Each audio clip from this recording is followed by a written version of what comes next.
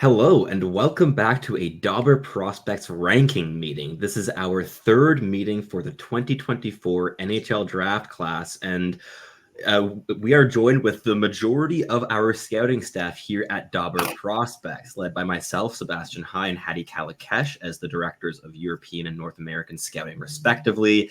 And then a long list of regional scouts. We've got Annie Karvinen, who covers Finland and Central Europe. Luke Sweeney is our WHL scout. David Saad is our USA scout. Jordan Harris covers the OHL. Wade Messier covers North American crossover scouting. And a new addition to the scouting team, Seth Ditchfield, is our Sweden scout, but is also doing some overall European crossover work. We were missing a couple scouts today, like Colin Hunter, our goalie scout, Graham Montgomery, our KHL scout, and I believe one other missing piece. Yeah, Sasha's missing as well. Sasha Lagarde, our QMHL scout. Of course, yes. Exactly. But most of the team was able to make it, which is lovely. And we are going to jump right in here at first overall. And I think we're going to be able to keep this discussion relatively short once again. But Hattie, David, this is your time to shine with Macklin Celebrini. Take the floor, David. Yeah. I'll let you start off. He's really good, guys. Yeah, Macklin has just been on a complete tear. He just won the Hobie Baker Award, youngest player to ever do it. And the repertoire of this guy's game is honestly insane. I watched most recently his Frozen 4 performance versus UOM, University of Minnesota. And he was matched up against Oliver Moore, which was one of my favorite players from last year's draft class. And it was just complete destruction on Celebrity's end. He was such a fantastic facilitator of play. He tries everything on the ice, getting new things done in the offensive zone every moment. So skilled, so adaptable, so versatile. And I think that he's being a bit undersold on how versatile he comes as. But yeah, the way he has to mix up his power game, his skill game, do everything at both ends of the ice. This is number one center written all over it for me. 100%. The main thing for me is just a rush offense. He's the best rush offense creator I've seen since at least Jack Hughes, maybe even since Connor McDavid. Like his rush processing, his decision making, his maturity in transition, the different ways in which he creates advantages. No one does it like him in this draft. It's not even close. And the major steps he's taken defensively, off the cycle, the adaptability to take what makes him so good off the rush and apply it to his cycle game is just really, really interesting to me. So he's completed and rounded out his game in ways that aren't really comparable to anyone in this draft, really. And yeah, for me, there's no doubt, and he's created a very decent gap between him and everyone else at first overall. Yeah, that's my take on him. Yeah, so Celebrini is a very easy player for us to put down as number one yet again. But at second overall, we have another player that is quite unanimously our second best player in the 2024 NHL draft class, and that is Ivan Demidov. This is a tremendously skilled winger who brings a ton of value to the table. He is the best puck handler that I have scouted in the past 3 drafts.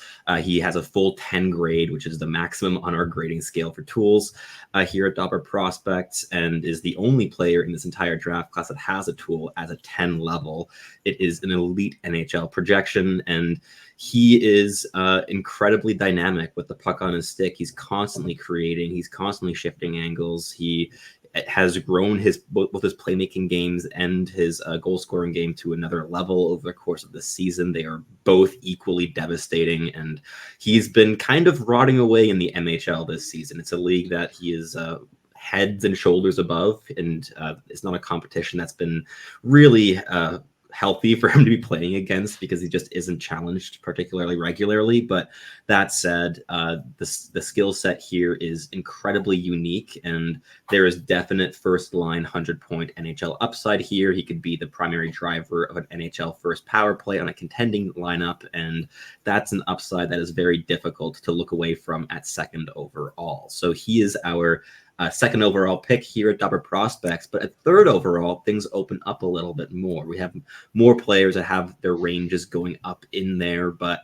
Hattie, this is going to be an NA heavy range from now on. So who are the names here? Like Caden Lindstrom, I know, is a player that a lot of us like a ton, 100%. but there's Berkeley Catton, there's Artem Lovshunov, Zeev Buyum, Zane Perek. The list goes on here.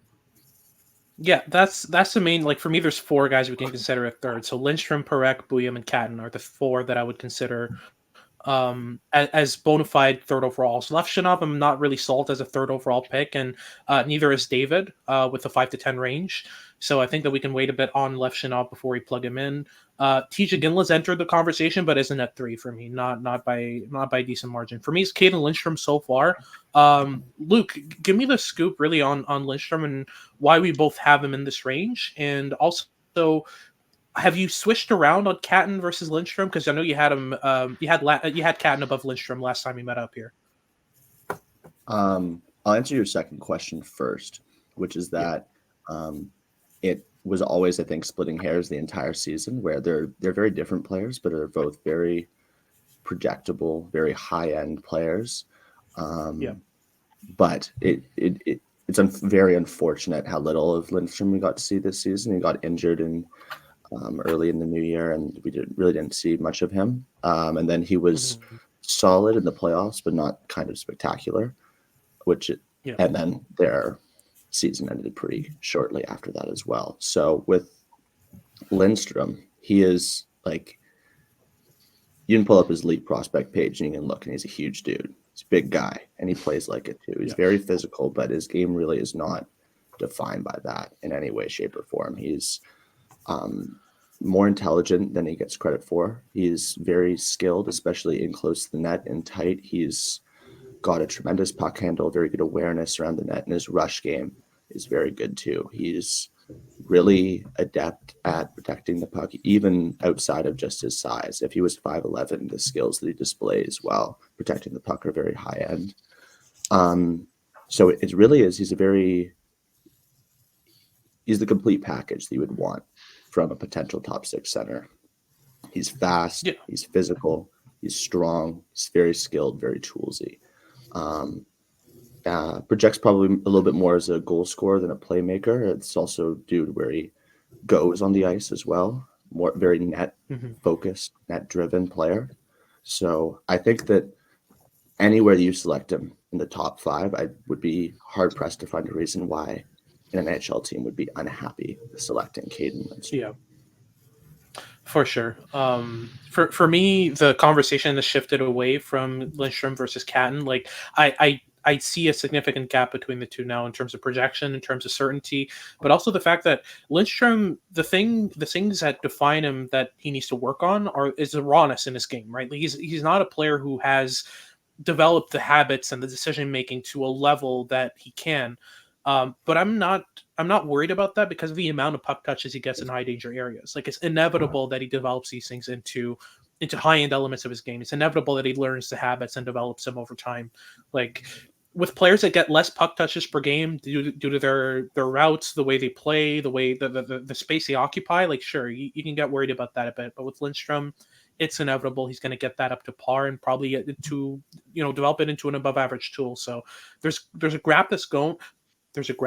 Wow, there's a gap that's grown. With Catton, though, what's really interesting is the amount of skill and dynamism he brings to the game. He's constantly getting around players. He's one of the most shifty and elusive players in this draft. The ability to get around defenses like it's nothing. I mean, he's not a particularly fast player, and he's not a particularly big or strong one either. But he's just the deception, the elusiveness that he shows in rush patterns, the decision-making he takes off the rush, really, really polished. So I want to get him in by 6 maximum. That's the lowest of the range I want to go with Catton, but for me there's a gap. Like Lindstrom for me is the third guy on this list. And I concur. The 2 defensemen we mentioned, Perek and Buyum, are the only ones that are truly close to to Lindstrom's potential. But Lindstrom has one of the highest ceilings in this draft. Like for me, there's so much for him to grow into. So especially his B game too, also a lot more projectable than a guy like Catton, where Catton is 100%. Probably some of the most dynamic skill out of one of the forwards that we'd see in the top 10. But his B game is more of like a middle 6 transition target distributor, or in like that kind of like current Max Domi kind of mold, where I'm not sure that that's really a guy that you want in your top 5 if that doesn't pan out. Whereas Lindstrom obviously has the kind of like top 6 matchup center potential, even if it's not really that he's hitting his offensive ceiling. So I'm very comfortable with him at the 3rd overall slot as well. Perfect. That Any settles it objections? then. We'll silence. That's good news. Yeah. So we'll keep Caden Lindstrom here at number 3. But now it is the time for the defenseman. As we said, Berkeley Catton is well within this range, but I'm well aware that we have some very, very big Zane Parekh and Zeev Buium fans in the building. Let us start with the man of the hour, the player who played a significant role in the University of Denver winning the Frozen Four championship. So, David, take it away with Zeev Buium. I'm going to pat myself on the back a little bit here because I saw this guy doing what he did yesterday in October. It was really, really special from minute 1 this year, what he was capable of. He came out ready to play, and he did nothing but improve as the entire year went on. I'm going to have to correct you, Sebastian. He's not the only Demidov isn't the only player with 100% with a perfect score at 10 in a category. I have Zeev Buium as a 10 in composure, and I've had him there for my last 2 viewings. And I think that looking at what he did yesterday is the perfect demonstration of that. Just an otherworldly, skilled and composed defenseman who just plays such a well-rounded, complete game. He doesn't have the dynamic, booming offense that would like set him apart of any other defenseman on this list. I don't think he fails to get himself into trouble. But it's the second efforts, it's the reading the ice and understanding the chances he can take that really sets Zeev apart from every other defenseman in this year's draft. I have nothing but praise for him. He's realized every expectation I've had of him coming in, and surpassed them. Then I'll shoot it over to you, Hattie. And what is the comparison between Zeev Buium and Zane Parekh before we head Jordan's way for the in-depth Zane Parekh breakdown? It's the poise. In both cases, it's off the charts. The composure, the ability to make plays under pressure, the ability to just keep a level head when things get chaotic around you. I honestly, at this point, for me, Zane Parekh is I'm more in line with Parekh at 3 than Parekh at 5.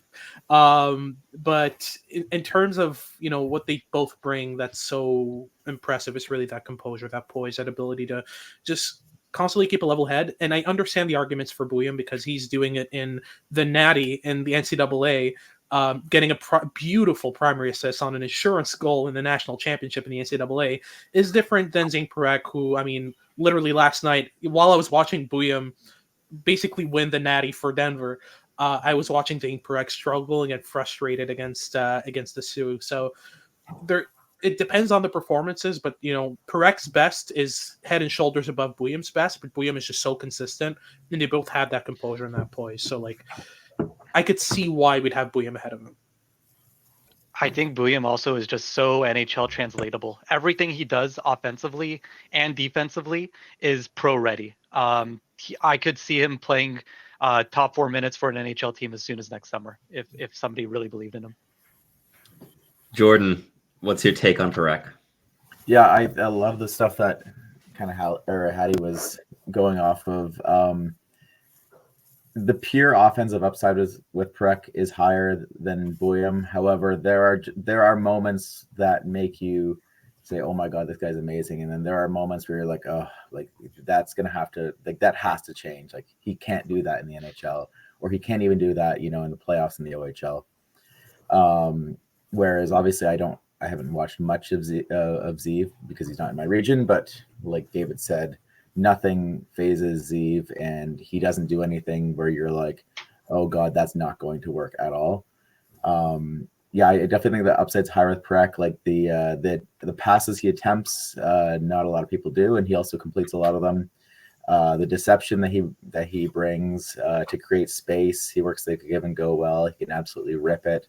That's good there, but if we're weighing the downside risk here, what you have to do, it's not all about upside. If you're weighing the downside risk, there is downside risk with Zane Parekh, despite the fact that I think he's a fantastic player and worthy of being a top 5 pick. But I would probably side with David on this, just because he feels so strongly about him, and there isn't like the gap in upside between the two is thinner than the gap in downside risk between the two, if you know what I mean.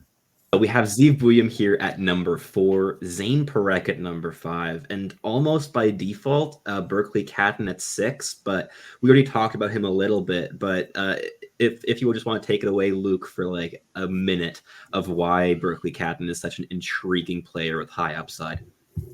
Yeah, it's really nothing that I haven't said before.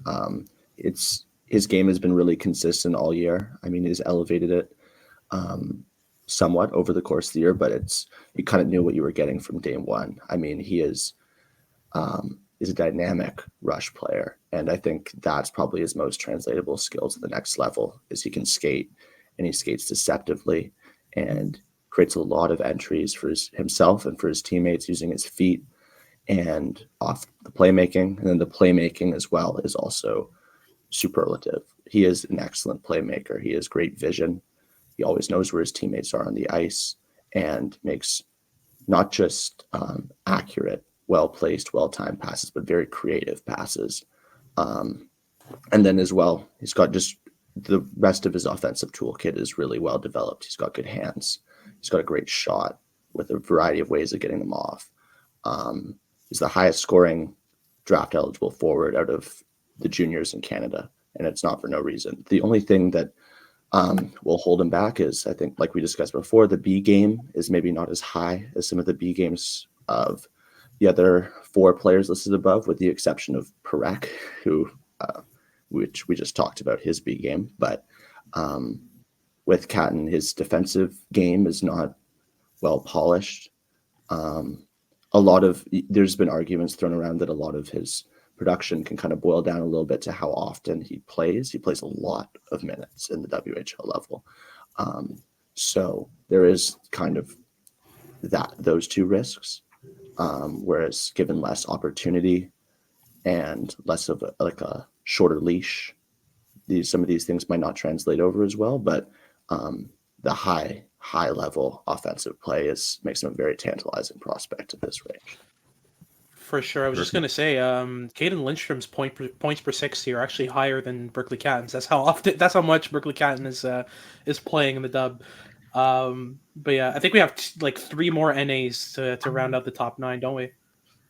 We do indeed. And of course, we still have one more European that will likely feature in this top 10 in Consta Hellenius. But I think both Hattie and I have some questions on the upside, but Annie will get to you very, very shortly. But first, we do have a couple other North Americans here in Artyom Levshunov, Tej Aginla, and Sam Dickinson.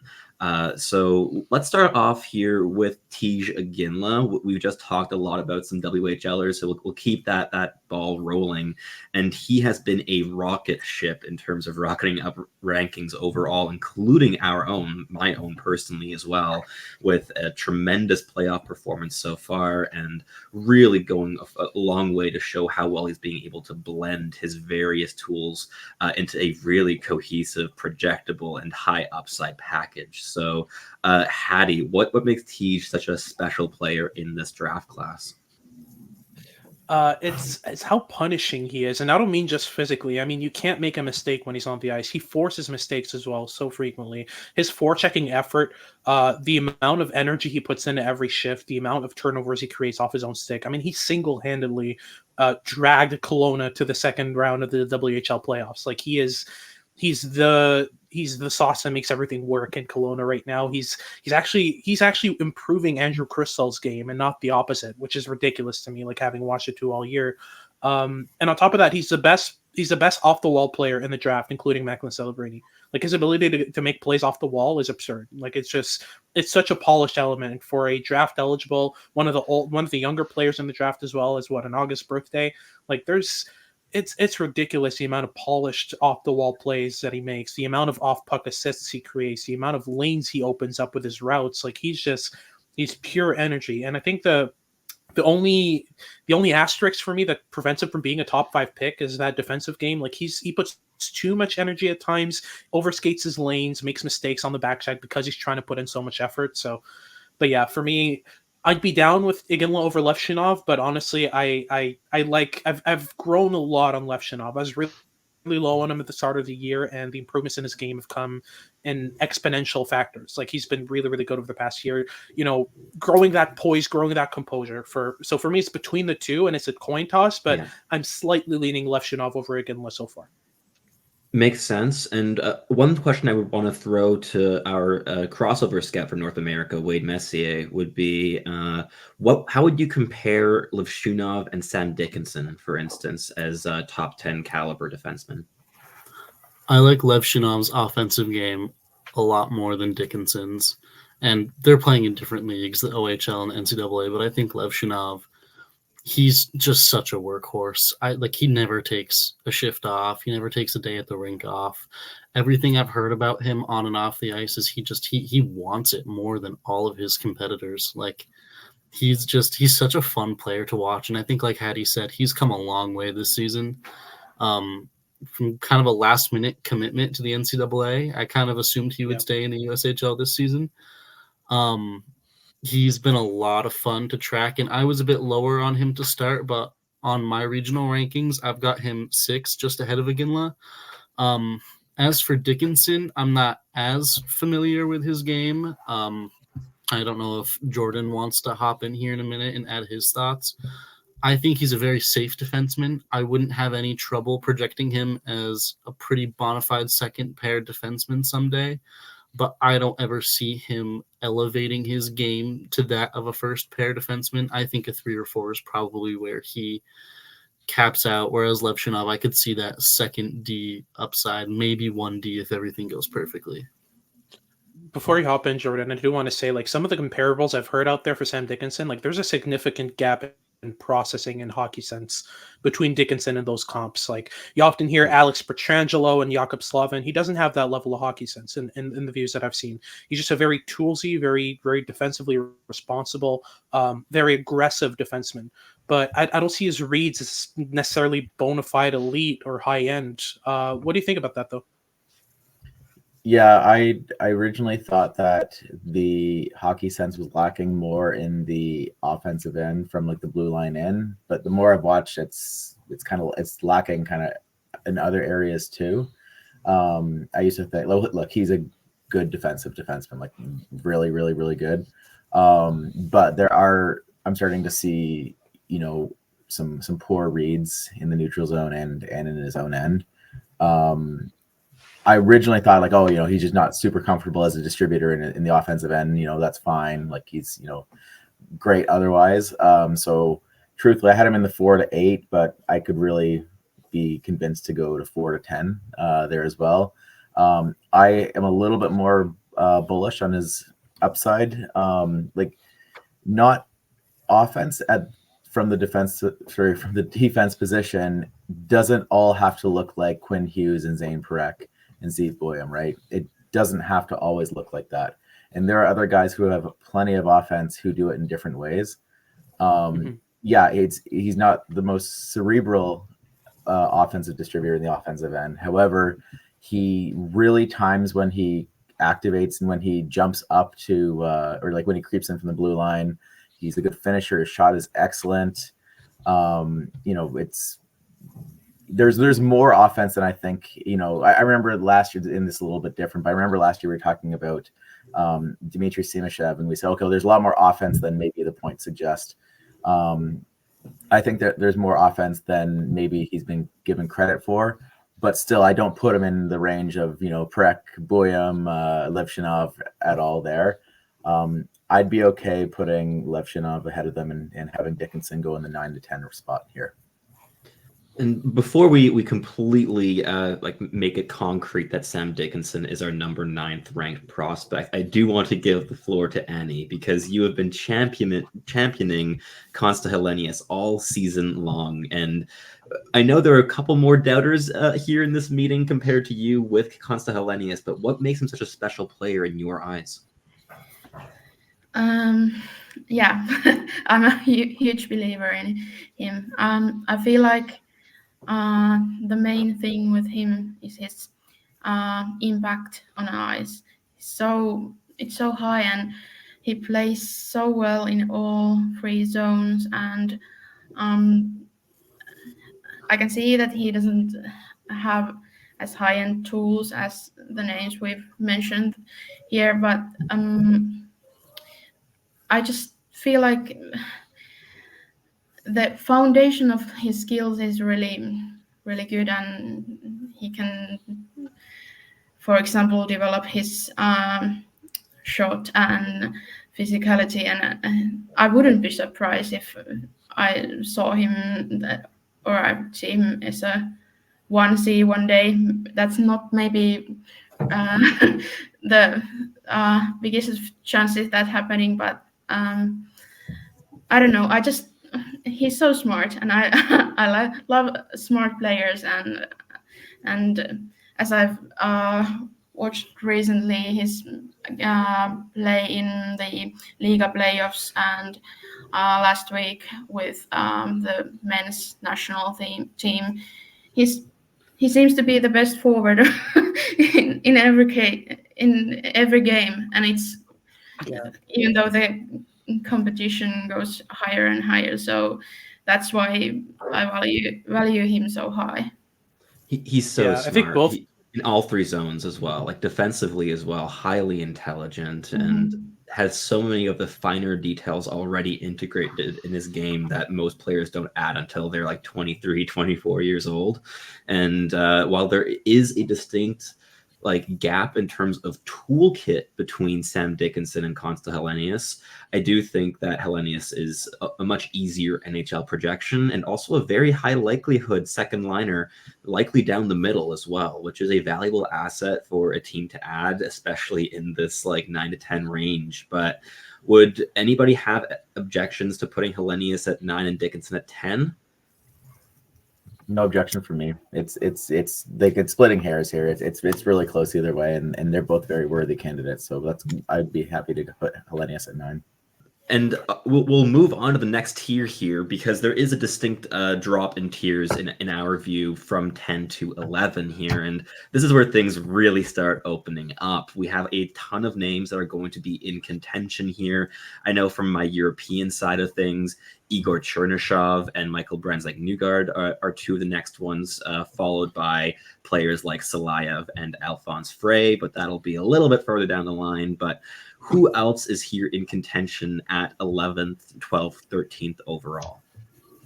Liam Greentree, Cole Eiserman, Trevor Connolly, Alphonse Frey. Yep. I'll start off then with Igor Chernyshov and Michael Brandsegg-Nygard, and I think that'll be a nice leeway into Liam Greentree in terms of stylistic similarities on both sides of the pond.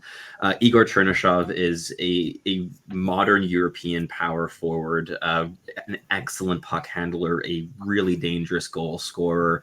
He's constantly getting to the dangerous places on the ice. He leverages his physicality really intelligently, and he's one of the stronger defensive players as well in this draft class among forwards. He's been putting up excellent defensive results at the professional level in the KHL this season as a draft eligible, and also has significant offensive upside in my view. There's very clearly a limitation in playmaking. He telegraphs every single pass he makes on a 2-on-1, and there's a lot of room to develop on that front. He's probably like a 3.5 or 4 grade passer, but that would be his glaring flaw so far in his game. And he's a player I've liked a lot this season. But Michael Brandsegg-Nygard has been setting records with his Allsvenskan playoff production, putting up 10 points in 12 games, scoring quite a few goals as well in that stretch, flashing his goal-scoring pedigree on top of the defensive acumen that has been, talked about all season long here. But Liam Greentree is another player that has a variety of strengths, right?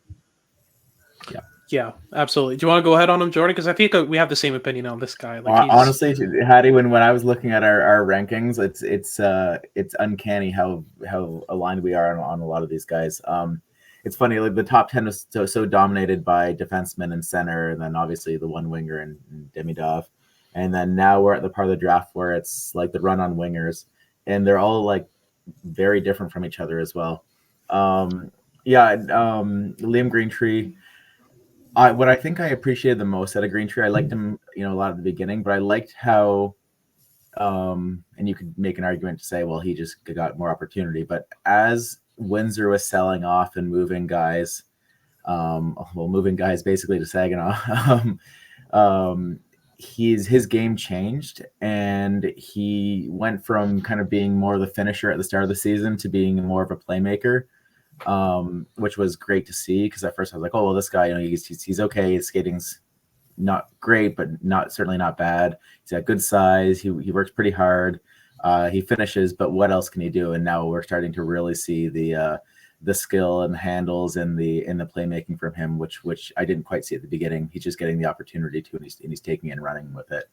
A good shot. I would say he's a finisher more than a shooter. I think a shooter is more of a mentality and a kind of like a mantra, I guess, where you kind of, you know, think you can score from anywhere. I don't think he does that. I don't think he's always looking to shoot, but he is such a good finisher.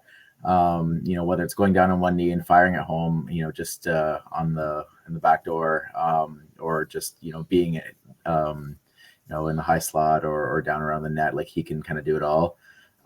He doesn't have a ton to work with in Windsor, so he's, you know, there's maybe times where you're thinking, oh, he's probably doing a little bit too much, but no, he does work well with his teammates, despite the fact that, you know, they clearly sold and we're going for the #1 pick in the OHL draft this year, which they got. So, no, really good player. Yep. I don't think that the skating will be a big issue for him, just because everything else is pretty good. And plus he's, you know, I think given the fact that he's a captain at such a young age and is a hard worker, I don't think that, I think he'll be able to kind of grow into the skating there. So for sure. Sounds like you like him a lot more than Dickinson. Oh no, I love Dickinson. I just wanted to explain why I, you know, because I originally had Dickinson in like the 3 to 6 range before. I want to explain why I had him a little bit lower now, which ultimately means you have to highlight the negatives that you see. But no, I'm a big Dickinson guy, probably the biggest in this call. So for sure, yeah, I think between the two, and I've watched it to a decent amount, like between Greentree and Chernyshov, for me, it's Greentree. Like there's a gap there. I see more of a conversation between Greentree and Brandsegg-Nygard, just because Michael Brandsegg-Nygard is, I mean, among the most projectable players. Like he could play in the NHL. Like he's today in not the best role, but he could. You know what I mean? Like, yeah, exactly. So for me, like this conversation personally starts with Greentree, and then we work from there. Personally, I'd also like to not slip too much on Yzerman. I know he's been frustrating, and trust me, I've wanted to pull my hair out watching him, but just to kind of limit the amount of names we're talking about here, like if it's between Greentree, Chernyshov, and Brandsegg-Nygard, I'd have them in that order personally. I think that I'm we'd okay be with that, pushing down Connolly a bit too far here.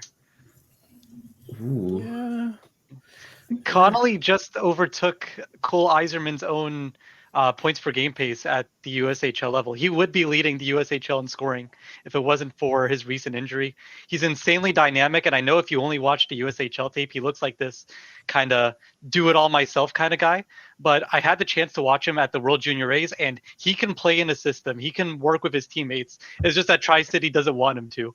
I think that when it comes to like pure dynamicism, there is very, very little left on this board that can match Connolly. You're totally right in that degree. I think, like, in terms of dynamic skill, Trevor Connolly is the best that remains here. But to keep this meeting rolling, we can lock in Liam Greentree here at 11th overall. I'm more than happy with that. He's been very much in the same range as Chernyshov and MBN for me all season long, so no complaints there from my end. But I would like to get those two Europeans, and Chernyshov and Brandsegg-Nygard, in ahead of Cole Yzerman. I'm a lot more open to Trevor Connolly kind of like throwing a wrench into those two Europeans being the next two off the board than I am with Yzerman. But I know Hattie has a distinct aversion to having Trevor Connolly over Cole Yzerman in this ranking. I mean, obviously there's the off-puck stuff, but there's also the fact that, like, I like the amount of energy that Connolly's brought recently. I'm not sold on his ability to play not inside a system, because he can do that. We've had proof of that. But playing in a way where he's developing plays incrementally. He's playing inside not a system but a structure where he's not the finishing player, where he's not the player making the final pass after making 3 dekes. where he's a player kind of making the third or fourth pass before the goal. You know what I mean? Like that's the thing I haven't seen from Conley yet. He wants to finish every play, whether he's a primary assist maker or the shooter. He passes with the intent of creating a scoring chance, which is great. But at the NHL level, you have to play chess. You have to build play incrementally. I haven't seen that for Conley yet, and that's what concerns me. And that's why I have Cole Eiserman's range going higher. I'm comfortable with them being back-to-back in whichever order. But for me personally right now, if we have to plug a North American in here, it would be Cole Eiserman and not Trevor Conley. Yeah, no, exactly. But yeah, I mean, for me right now, I'm comfortable with like Greentree, Brandsegg-Nygard, Chernyshov, and then we can start talking about Conley and Eiserman and have that conversation. For me personally, like Cole Eiserman, the thing is, if he figures out what he needs to figure out, which is a low chance because he is a very frustrating player, and those types of players usually don't develop. You know, we've seen Archer Kaliev, we've seen Oliver Wahlstrom, we've seen those guys. But there's a difference for me with Cole Eiserman. It's the fact that he's constantly driving the net. He's doing it with great timing, great precision. When he does decide to drive a lane to the net, it's the right lane, it's the right speed, it's the right timing. And that's my concern, is that with Kaliev, with Wahlstrom, they were very much outside shooters. There were guys who would receive pucks at the half wall and just rip them. Eiserman does that on the power play, but at 5-on-5, he drives the net in ways I've never seen from Kaliev and Wahlstrom at their best. In their best games, they wouldn't do that. So that's the concern for me, is like if we drop Eiserman lower than this, and that ability to drive the net is the difference maker that makes him become a 40, 45 goal scorer, like I don't think I could sleep well. That's all. Like that's my thing. I have seen plenty of USHL tape where Cole Eiserman just gets easily suppressed on every entry that he tried to make. I tried to watch, I watched the Dubuque game earlier this week, and at a certain time, Dubuque is like, if you're going to drive the net, we're just going to force you to the outside, and Eiserman didn't have an answer to it. It led to him becoming exactly that, the perimeter shooter that we don't like to see. And if Eiserman is struggling to solve that part of the game that should honestly be there at this point, then how much harder is it going to get when he gets to the NCAA later? How much harder is it going to be when he's playing in the NHL? It's something that I feel like his game isn't versatile enough. He's kind of really one-dimensional, and he's stubborn. Like, he's very stubborn offensively. When something doesn't work, he tries harder to make it work instead of trying to plan around it. Something that a lot of players in this draft, especially higher up on this list, are capable of doing. It's like Macklin Celebrini's whole thing is, this doesn't work, let me try something else. And it's something that fellow teammate Teddy Stiga is the exact same. It's a quite opposite effect of Eiserman, right? If this thing isn't working, I'm going to try something different. I'm going to mix it up, and I'm going to force the opponents to adapt to me. Eiserman really hasn't shown me that he can diversify his portfolio in game like many players even lower on this list have. I agree. He's not adaptable, but there's something about Eiserman that just feels different regarding the ability to create offense in the offensive zone. But honestly, like I'm very close on those two, so I'm comfortable with having Conley ahead of Eiserman. So if we have Conley at 14, Eiserman at 15, it's not the end of the world for me. But I don't want to drop Eiserman outside the top 15. I think that would be a big mistake. That I think I can agree with, but just to keep this meeting rolling along, so we have Michael Brandsegg-Nygard locked in at number 12, Igor Chernyshov at 13, then Trevor Connolly at 14, and Cole Eiserman at 15. As we mentioned earlier, this is a very fluid range, and again, Cole Eiserman could also jump up a couple slots by our final board. Same thing with Trevor Connolly, but I think just for the time being, we spent a decent chunk of time on this debate already, and we have 5 more players to lock in here in our top 20 board. So we will move on to the next tier of players here, and some names that we have in this range, whether it be the regional rankings or the director range, would be Anton Salayev, Nikita Artemonov, Alphonse Frey on the European side of things, and on the North American side, we have players like Carter Yakimchuk, Andrew Basha, even Beckett Seneca could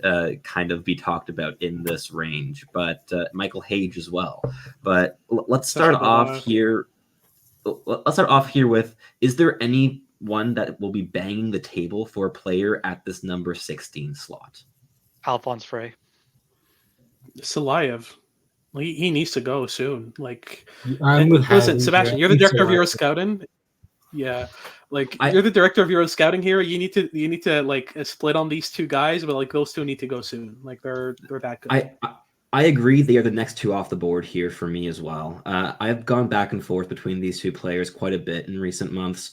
With Salayev, you have a really raw player who has some exceptional tools. He has the biggest reach in the draft. He closes gaps the most quickly and aggressively of any player in this draft class. He has overwhelming physicality defensively, but the decision making has been really wobbly all season long, especially on puck. The breakout game is quite weak at this stage in time, and the offensive impact, despite the early season rush of points, is just quite minimal at this stage in his career. And I don't see particularly much growing room with him on the offensive side. I think he could be a defensive specialist on a second pairing in the NHL, but seeing that first pairing upside is really, really difficult, and it's quite theoretical at this stage. It's not impossible, but I would not be betting on it. With Alphonse Frey, you have basically the opposite style of player. He is slightly undersized for a defenseman at like 6 feet, 187 pounds, but this is an incredibly intelligent left shot defenseman who consistently makes the best play available to him, very composed on puck.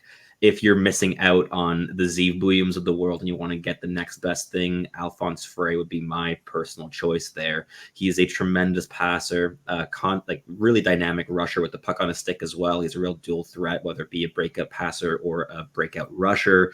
And in the offensive zone, he's one of the more dynamic playmakers from the blue line in this entire draft class. So he's a player that I have really, really liked this season, and I would give him the benefit over Anton Salayev, but it is a hair, but they are just incredibly different profiles of players, and Salayev's kind of on the downtrend for us in this ranking meeting specifically.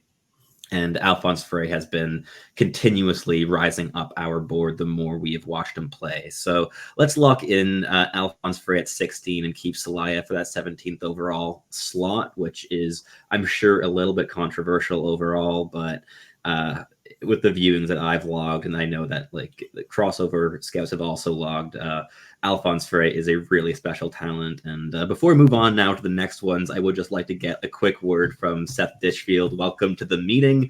But this is a Swede here with Alphonse Frey. What is your takeaway from his game? The first time I saw Fry, I saw exactly what you did. He stuck out a lot. My concern has been more over the past few weeks how he's steadily dropped as the competition has got higher. His defensive flaws have really shown themselves in the playoffs, which concerns me a little bit. And for Salayev and Fry, it kind of comes down to what type of player you want. They're so opposite. It's what do you project more in your lineup? I rank Salayev higher, but I completely see the positives in Fry. He's amazing. He's an amazing passer. It's sometimes his teammates can't think fast enough to react to his passes. And I really wish he got more time with the SHL team to see how he would do with faster competition, just for his benefit, because it seems like he plays faster than his teammates do, and it holds him back a little bit. Over the past few weeks, I just want to see him get a bit stronger, honestly, on his stick a little bit. He thinks the game at a very fast pace, and there's a lot to like. So I have no issue with that ranking at all. All right, perfect. So we'll lock in Alphonse Frey, but I fully agree with Seth. Like the defensive strength on his stick and the physicality in general is definitely an area that will need some development and need some improvement. And the lack of professional viewings, like he's played every single game this season at the J20 level, is also a little bit of a question mark there. With Alphonse Frey, and Salayev's the opposite, playing like almost exclusively KHL minutes this season. Which comes with the opposite range of problems. But we'll lock that in here for now. And now things open up a little bit. Like the next European I have up on the board is Nikita Artemonov, but I'm happy dropping him outside of the next couple picks. And I know that there's quite a few North Americans here that are certainly in contention to round out our top 20. Yakimchuk is a guy that I would struggle to drop much farther past this point. I agree. I was going to say my proposal was going to be Yakimchuk and Basha as the next two off the board. Yeah. Yakimchuk, I have grown a lot on over the year. I remember our initial meeting, and I was very heavily critical. And Really? it's not so much that I think that those problems have disappeared, but I think I really just believe in the upside a lot more. It's really hard to contend with the fact that this guy is a 6'4" right shot defenseman with incredible offensive tools in zone. He's got an excellent puck handle and an even better shot and tremendous confidence with the puck on his stick. I had a lot of questions about his playmaking and his ability to read and quarterback the offense earlier in the season, but those have, I think, improved as the season has gone along. I thought he was too trigger happy, but he has shown some ability to make some strong, heady plays while in zone. The two questions I have with him are first with his transition game. He's not a strong skater and is not much of a transporter with the puck. And his breakout game in terms of making passes is not as developed as you would like for a player whose skating is not as good as it is. The defensive game is where the biggest warts show up. And I think it's kind of a division between his mentality and his actual skills, where some of those can be fixed and some of those I just don't think can be fixed. I don't think he's a particularly intelligent defender. I think he makes a lot of bad, over-aggressive reads that I don't think is probably going to be quashed at higher levels. I think that's kind of, you get what you get. Some of it is that he is just a little bit too aggressive. He chases a lot of hits, tries to make big defensive stops when he really needs to be a little bit more nuanced. And I think with the right coaching, those can be ironed out. But I think, like I said, you get where you get. He can be a highly offensively capable defenseman who can lay a big hit and maybe make some defensive stops, but you will have to deal with some glaring mistakes that will come at the higher levels. So that's kind of how I feel about Yakimchuk in this slot. Yeah, for sure. But yeah, I still think the talent's there, the upside's there, the athleticism is absurd. Like, he's a raw athlete. Like, the NHL teams lap these guys up, and I think if the right team gets his hands on him, like, there's some progress there that you can make to make him a bona fide number 2, number 3, but it's a bit more muddy than other prospects, which is why he's not in the top 10, but still, like, there's so much to love here. I do want to jump on the Andrew Basha train real quick, because the progression in his game over the past year has been absurd. Like, he went from a checking forward to like a bona fide top 6 guy. He took control of that Medicine Hat team while Kane Lindstrom was gone, and I felt like he played his best hockey when the stakes were high, when they needed someone to step up. He was that guy. The shot and movement is ridiculous. Like, for a guy who skates this fast, to be able to rifle the puck like he does in motion is really interesting. But on top of that, I feel like he doesn't, a lot of players that have this level of speed, once they get to that top speed, it's like they're moving too fast for their own brain. I don't think that's the case with Andrew Basha. I think Andrew Basha is he's like what I wish Luke Misa was. Watching the two more over the past year, the past few months, like, Andrew Basha is legit, and I feel like the B game with him is so legitimately there. Like, you can very much see a role for him as a third line winger who brings a lot of energy on the forecheck, who brings a lot of pace, a lot of speed, but he has the ability to be that complementary top 6 player. Like, I think that's there. And we maybe even talked about his best trait, which is playmaking too. He's an excellent, very, very strong playmaker, especially off the rush. His entire, like you kind of alluded to, like, his whole rush game is very developed for a guy that plays at that high speed, high motor game. So there is a lot to like. And there's, like you said, there's 100% a B game there, where it's a middle 6, bottom 9 transporter, playmaker, and shooter. There's just he has a lot of great tools, and it's not come at really the expense of his overall awareness. Yeah. Perfect.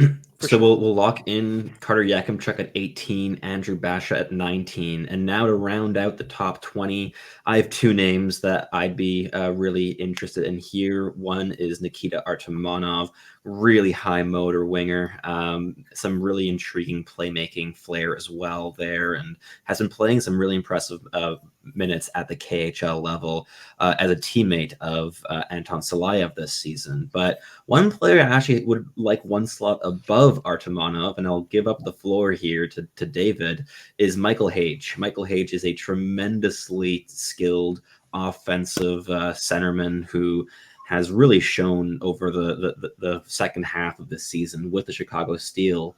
So I'll give up the floor here. So David, what makes Michael Hage such a special player, and could you see him here in the 20 slot? I think David froze. Well, I guess I'll give myself the floor back until he's back. So I've been a really big fan of his overall toolkit. He has some of the strongest tools left on the board for us here, ranging from the puck handling to the shooting to the playmaking. They're all well above average. Oh yeah, David's gone. Okay, but the tools are excellent. He moves moving forward. He's quite effective in moving, even though the stride mechanics could use a little bit of polish. And I think that he's come a really long way since the beginning of the season. So that's a development curve that I like a ton. And Wade, do you have any words here on Michael Hage since David is no longer in the meeting? I know he's a really big fan of Hage. I haven't seen as much, but I think, like what you said, I think he's a very offensively skilled center. I think he slots in quite nicely as a future middle six player.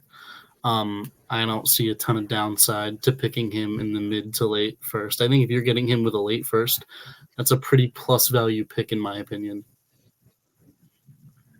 Perfect. So yeah, I'm gonna put my Hattie, foot down yeah. and insist on Tarek Parasek now. He has to go. He has to. Like Perfect. Tarek Parasek for me he's been among Prince George's best players so far in the playoffs and also in the regular season, and he's a rookie on a very, very, very good team. And it's not like he's being uplifted by his teammates. This is a player who processes the game. For me, top 3 in the draft, maybe even top 2 ahead of Consta Helenius. Like there's a processing to his game that is just so advanced, so ridiculously polished. His playmaking ability has grown on me so much. I saw flashes, but the flashes got more consistent. And now he's a high-end passer on top of the consistent ability, despite his bad skating, to constantly be in the right spots, to constantly take the right routes, get to the right positions on the ice, make the right plays. Like there's a polished element to his ability to make plays at high speeds, to his ability to process the game quicker than his skating can take him. And if you improve the skating, you're just unlocking a full other element to his game that's just going to take off. Like he's such a great thinker of the game. On top of having just the playmaking and goal scoring touches that I look for in players like this. If he improves his handling and improves his skating, like this is a player that could be a top liner. Like I see that in his game, and I know that's contentious, but I'll say it. I see a top liner if those things improve. Like he's got the brain for it. Perfect. So that settles our top 22 here with Michael Hage at 20. Sorry, David, you missed the whole Michael Hage saga. Oh, here, nuts. but he got locked in at 20th overall, which I'm sure you'll be happy about. Well, I guess. Oh, well. Sure. And then at 21, we have Nikita Artemonov, and at 22, Tarek Parasek. A few players I think are going to be in contention here in the next couple slots. Beckett Seneca, one of Jordan's absolute favorites. I think from my European side, Adam Jiricek would be the next player off the board for me, and a couple other guys that I know have some big fans here in the meeting in Teddy Stiga and Sasha Boisvert. So let's start off here with Beckett Seneca, because his development trajectory over the course of the season has been continuously on the rise. And Jordan, you have not wavered in being a very big fan of his game. No, I've been very steadfast in my belief of him. Although there's been times where it was definitely, I felt like I was sticking my neck out a little bit. But no, he's improved. I definitely when Cal Ritchie came back, that things kind of really opened up for him. Obviously, you can say, well, is he a product of Cal Ritchie? Well, maybe a little bit, but who wouldn't be really on that team with how well Ritchie's played? But no, this guy, like Seneca, he will try anything. He will try anything to get around a player. His moves are like just unbelievable. He might not necessarily pull everything off. And this is all, kind of also really interesting as well, because he obviously, it's well documented, he grew like 6 inches in the last 18 months or something like that. So the fact that he is able to pull the puck on a string, despite maybe going through some growing pains there, is very impressive. The shot's really good. He can score. His playmaking is exceptional as well. I think that like his off puck game isn't great, but I think that when he's dialed in and he's pursuing a puck, like if on a forecheck or like in a puck battle, I've seen him like knife his way, around a player. A move that maybe a smaller player would have made. Maybe he just forgot that he is big, but he's been really good at getting that. But I don't see the same work rate maybe away from the puck, kind of in his own end there. I look at guys, and he's obviously a different player, clearly, but guys who took a big step in their draft year to their D+1 season in the OHL, like Quentin Musty. I wouldn't be surprised if, especially with a veteran Oshawa team next season, they're going to have a bunch of D+1s and a couple D+2s in that team. I wouldn't be surprised if all of a sudden he just takes off and ends up having like a 100-point season. If everything starts to click, obviously the next question would be, if things don't click, then he could be kind of a frustrating player.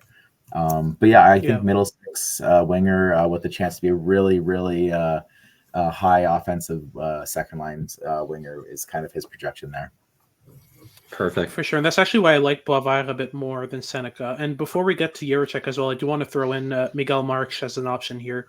Those three guys would be next for me. I know that's a lot of NAs in a row, but I see Marques' potential as being higher than Jiricek's high-end ceiling. So, yeah, those three are in contention. But for me, I really like. I mean, with Marques, what's been really interesting is he went from this really disengaged, really offensive player to really having that dog in him when he turns it on. Like I've liked the engagement, I like the effort in recent games.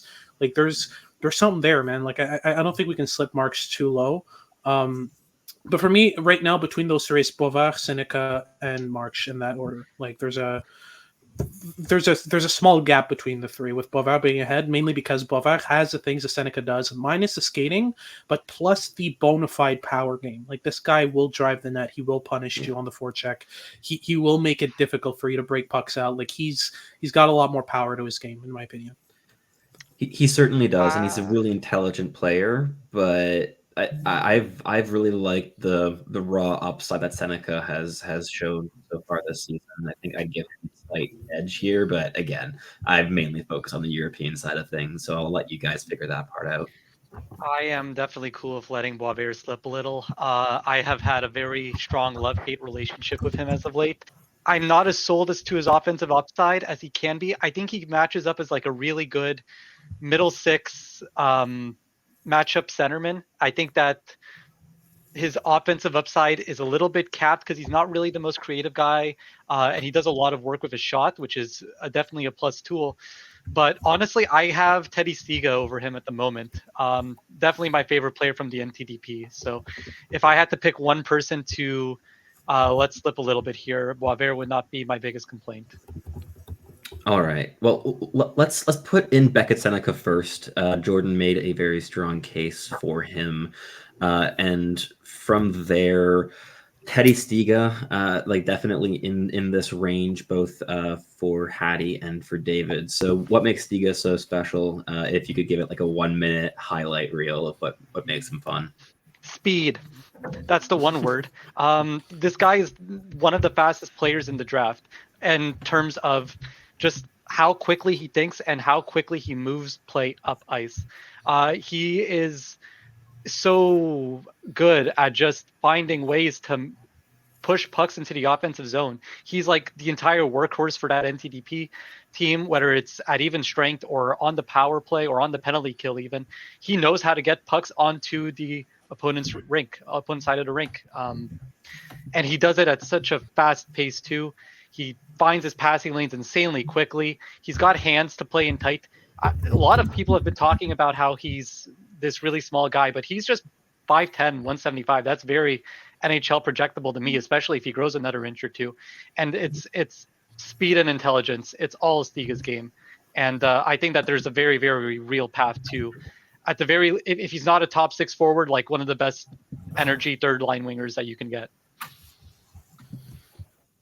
Perfect. All right, so we'll lock Stiga in there at 24, Sasha Boisvert at 25. Because there is a good deal of intriguing qualities with that player, even if David isn't the biggest fan in the world of him. And I think now we have a range of a bunch of European defensemen coming in. Of course, there's also Miguel Marquez in there in the same range. So, but before we get in with him, I would like to just like order the 3 European defensemen. We can see where we stick Marquez in that mix afterwards. But we have Adam Jiricek, we have Dominik Badinka, and we have Jesse Pulkkinen. These are 3 defensemen that I've had quite a few viewings of this season. Adam Jiricek is by far the most raw of the bunch, and there's been a lack of game tape, of course, as well, because he got injured for the rest of the season at the World Junior Championships. But he has elite level mobility. There have been flashes of offensive upside against junior competition. Most of the game tape against pro competition, the Czech Pro League, has been really rough to watch, and I'm sure that's also why Annie has him significantly lower in the range here for Central Europe. But Annie, could you talk me through Jiricek's game a little bit? Because the violence on the defensive side of the puck is something that I like a lot in terms of NHL projection, and he's going to add a lot more weight to his frame, and you combine that mobility with that defensive violence, with the flashes of a bit more creativity in the offensive zone as a playmaker specifically. How would you describe Jiricek here? Yeah, the first word that comes to mind is raw. The flashes of the skill is really intriguing, and like you said, he really seems to love hitting forwards near the net, and he enjoys it a lot. And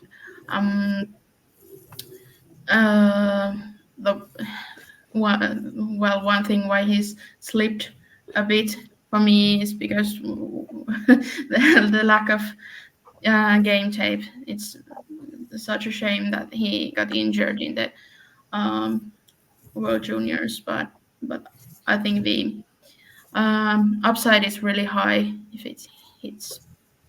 Yeah, this is like my reasoning for having him as the top defenseman in this trio. But I know that you have Jesse Pulkkinen above Jiricek. What made that decision for you? Yeah, I've seen Pulkkinen quite a lot during the season, and well, first of all, and his profile is really interesting. He's so big, and he can skate, and he can handle the puck, and he's, especially when he played with the under 20 team, he's really dominating the ice. And after the Jups Liga season ended, he played a couple of playoff games with the under 20 team, and it was insane what he was able to do. Yeah, for sure. But And I have some concerns about his. He's kind of turnover prone, and some questions about his decision making, but I think the tools are amazing, and the upside is really high with him as well. For sure. And to bring Seth into the mix here, how do you think that Dominik Badinka compares to these 2 other defensemen? Badinka is one of my favorites in the class since I started watching him. I think it's really rare to find a 6'3" right-handed defenseman that can skate like he does. He's, every time I've watched him, I've heard about his little teenage quirks sometimes, and you see them at times, but more times than not, he looks like a 23-year-old playing in the SHL. The reason I have him as the highest of the 3, and my reasoning for it is because I think, like, I've seen flashes of the offense, and I think he's playing relatively safe because that's probably what he's being told to do as a 7th, 6th defenseman on that team. I don't think he's really in a position to take too many risks. And when I see him transitioning, you see a bit more of the hands there. He's more tactical with his stick handling than he is flashy. He kind of does exactly what he needs to do, not anything more, not anything less. And as a pretty strong rush defender and pretty good at covering the slot, pretty good in puck battles, it's hard for me to not like his projectability in the NHL. I think he could really slot anywhere, just in the support way that he plays. And with Jesse Pulkkinen, he has much more intriguing tools. I hate how much he skates through people. He tries to always take the most difficult path possible, and it always bothers me every time. I'm not sure. I'm kind of worried about when he comes to North America and the ice is smaller and the competition is stronger. But the Tool, he's an amazing skater. He's the most composed of the three by far. He's huge. I don't have a huge argument with any of the three either way. I've liked all three of them in their own ways, but I like Bedinka's combination of it all. Yeah, like he's definitely a profile that is typically ranked a lot higher by consensus than Bedinka has been this season. And the breakout passing is another significant strength that I'd like to highlight here. So I'd be happy putting Bedinka in as the top ranked of these three players. I think the youth gives him a slight edge over Pulkkinen, and with Jiricek, while he definitely has the highest upside of this trio without much of a doubt in my eyes, the game tape this season that we do have access to, that we have been able to watch, has also been like porous at best. So it has not been the strongest. Yeah. So there's high upside here. It is a worthwhile swing to risk inside the first round in my eyes, but there's a definite bunch of question marks associated with this. So we'll also plug in Miguel Marquez right in here as well, in this range. And if it's okay, I'd have him below Adam Jiricek and ahead of Pulkkinen, if that is okay with you, Hattie, on the North American side of things. He's a little bit more of a risk, I would say, for sure. I think with Miguel, no, I think it's just a risk whether or not you like in terms of his upside. I feel like a lot of these other guys have higher upside, whereas Marcus, I mean, like he's an excellent player. The game to game consistency isn't always there for me in my viewings. That's the biggest issue I have with him. There's a lot to love, though. I think everything Hattie's mentioned is absolutely correct. He's workhorse, very high work rate. It's very dynamic. It's just kind of a question of whether or not he can still bring that game-to-game consistency is what we're looking for, I think. Yeah, it's just a damn shame because I have him so much closer to 20 than to 30. This is already way low for me, but we'll work with that. But MLMing needs to go soon, right? That has to happen. He's a first rounder for me. He's the next one up for me.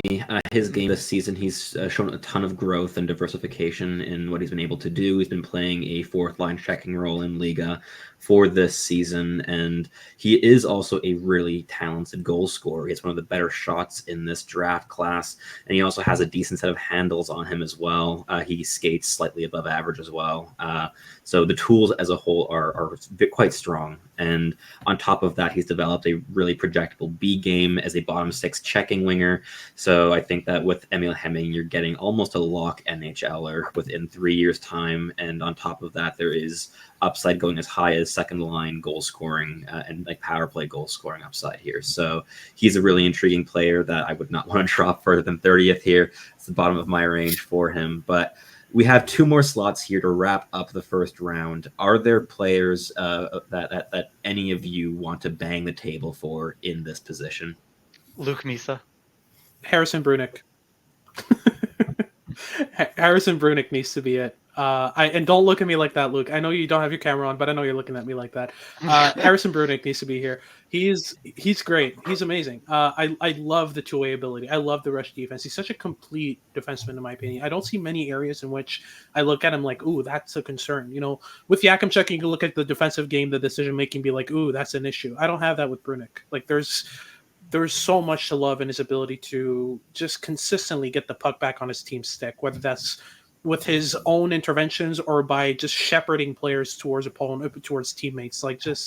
his ability to control play and control the puck is just great. I was just gonna say, like, if we're having that Luchenko versus Misa debate, that's all Jordan here. But yeah, I have them very close as well. Like they're very similar players, and to be honest, I think based on David's comments about Luke Misa and Teddy Stiga, I think he maybe views them as similar players as well. I admittedly I haven't watched any of Stiga just because he's not my range, but yeah, no, I really like Misa. He flies around. He handles the puck very, very well at high speed. A lot of guys don't do that. He does. He's so tenacious. I don't know if he'll stick at center, but he'll be like just such a like a thorn in your side as a winger who just goes all out.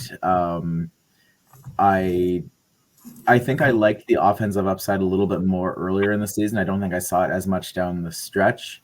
But man, his work rate and his speed and his handling ability is just so good.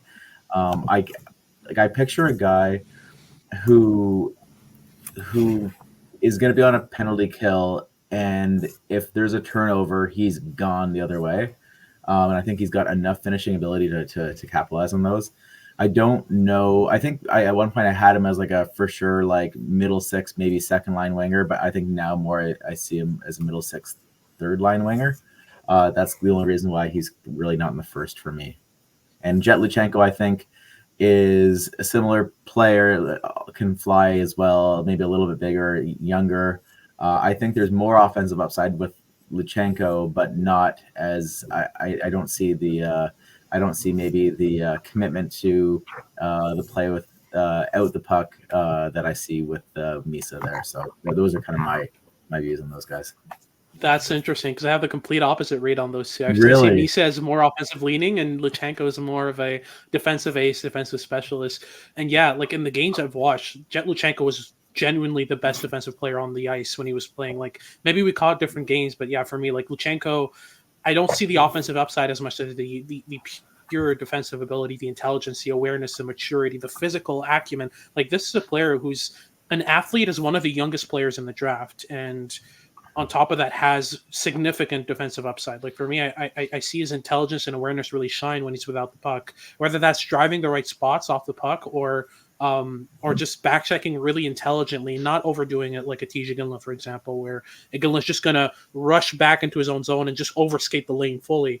I don't see that from Luchenko. He has that skating ability, but he's comfortable slowing down, speeding up, kind of adjusting his pace. Whereas Misa's an accelerator. Like he gets a puck and he just goes, you know? So like, and that also shows up defensively where he's skating hard on the back check, but you know, doesn't necessarily keep a mental map of like, okay, maybe I should slow down at this specific spot so that I can hit this specific lane with the right timing. So like there's an argument for each. I'd say, you know, I'm really a coin toss on the two. So it's really up to you, Jordan, on this one, which one of the two we have. But are you comfortable with these two back-to-back at 32 and 33 is the question. Like, is there other players you'd like to slot in there instead? Do you want to wait a bit? Like, what's your take on that? I think I had them both in this range, so I'd be okay with that. If I could push back a little on the, it's not even a pushback, just more of a clarification. It's not to say that like one is offensive and one is not. Like I agree with you. I think Luchenko is a good defensive player. Maybe it's the games I caught. I like Misa a bit more there. And I may be biased just from my most recent viewing of Luchenko a few weeks ago. He had like just a really, really good offensive game, and I'm thinking, oh, maybe there's a lot more than I thought. I think that's probably the case where I have just seen more recently better offensive games from Luchenko. And whereas my early games of Misa, I was thinking, oh yeah, this guy's like this guy's got a lot more offensive abilities. Then kind of as I watched Misa a little bit more, I saw a little bit, less. So it's probably just the games I saw.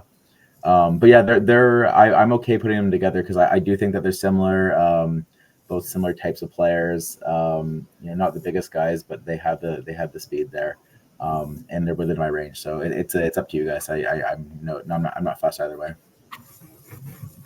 We'll do Misa and then Luchenko then as a slightest of margins there. But yeah, that wraps up our first round here. And let's then delve right into the second here with Jet Luchenko obviously highlighting the second round for us.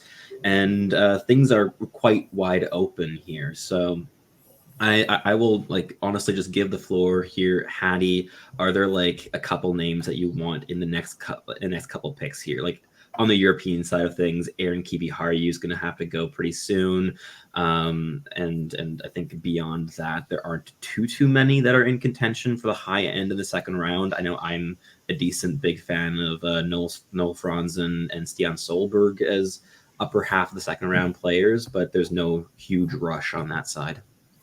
Yeah, so the thing is, I feel like we need to get Aaron Kiviharju out of the way fairly soon. Like, he needs to go fairly soon. But in terms of the NA guys, Charlie Ellick is probably very soon, Henry Muse, John Mustard, Tanner Howe and Cole Baudouin I really want to get in there, and Ryder Ritchie and Raoul Bollard would probably be the next like glut of NA guys I want to get to. But I see Kiviharju as having just a step above them in terms of overall upside, in terms of potential, because of that just significant breakout ability. But yeah, the guys I mentioned, those are the guys I want to talk about next on the NA side. And yeah. Perfect. Yeah, like I think like, Kiviharju is just so intelligent, such a great passer. His passing mechanics are among the better ones among all blue liners here. But Annie, what would be like your 1 minute scouting report on Aaron Kiviharju? Yeah, well, high IQ and extremely talented passer, and really shame that he injured. Was it October? So been pretty much all season injured, but I know he's going to play in. I think next week maybe they have the training camp games. So we're going to have some fresh Kiviharju tape soon. So really excited. But the high IQ and the passing ability is the thing that really shines. So Kiviharju at 34. Personally, Alec Muse next. I'd wait a bit for John Mustard, even though I've really liked him and I've been a big fan. The more I watch him, the more I see some very linear elements to his game that are kind of like, can he do other things? Will he do other things? That's the main thing. He's mainly just a skate through everyone, curl and drag, shoot, that's it type of player. It works really well, but like you need more than that. Yeah, I'm with you on that board. I can wait on Mustard. Perfect. I think I'd be partial to Henry Muse here. I've been kind of the biggest fan of him in this group all season long. I've really liked the playmaking ability. I love the mobility, and I'm still very much of the belief that he's going to pop off when he's outside of Ottawa's relatively conservative system, and where he will get a little bit more freedom to leverage his tools to create advantages in the offensive zone specifically. And I mean, like his completion rate on slot pass attempts is excellent. He is so mobile, so adaptable with the puck on his stick. With confidence, I think he's one of the more dynamic blue liners that you'll be able to find outside the top 20. But Jordan, you've watched him even more than I have this season. So what's your take on Muse? Yeah, I've come around a bit on him. I think do you remember like the Shane Wright draft where like everyone had the expectations that like entering the season of something a little bit higher than what he actually was, and I think I had really high expectations. Obviously, like look not first overall clearly, but like I thought maybe he'd be a guy in the 15 range or so, and I don't think he's that. So I think maybe a lot of my negativity around him was centered around just expectations that were just unfair. I've come around on the idea of the system being a limiting factor.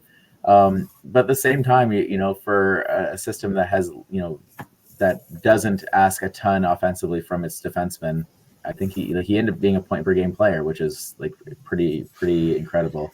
I like the tools. I think I was a lot higher on a shot maybe than earlier than I was later in the year.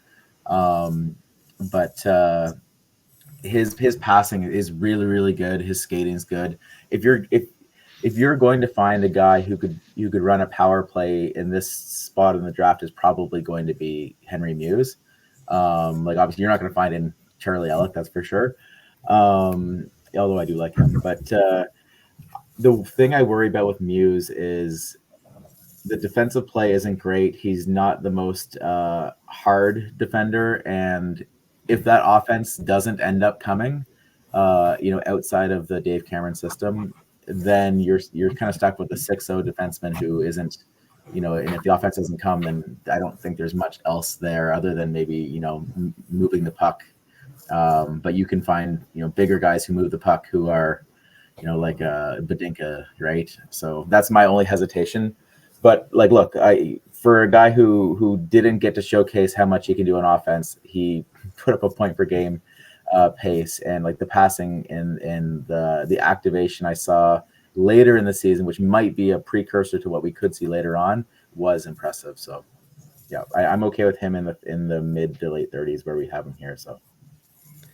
Perfect. So we'll lock Henry Muse in at 35, and Charlie Ellick, who we've already talked a significant amount about, is going to be our 36th overall player here. And I guess moving on here, there's still a lot of North Americans here, I think, before we get into some European guys, much as I do appreciate the games of like Stian Solberg and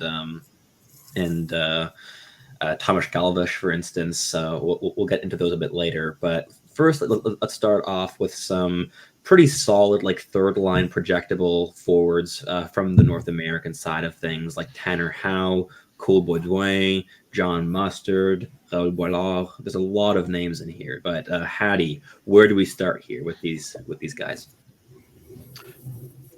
In that order, Tanner Howe, Cole Baudouin, John Mustard, Raoul Boilard. The reason I like Howe a bit more than the rest is that he's taken a team that quite honestly sucks most of the time. Like they've been a mess to watch this year, and he's made it an interesting product with his level of energy, with his consistent defensive efforts. He's the hardest working player on the ice every single game I've watched of his.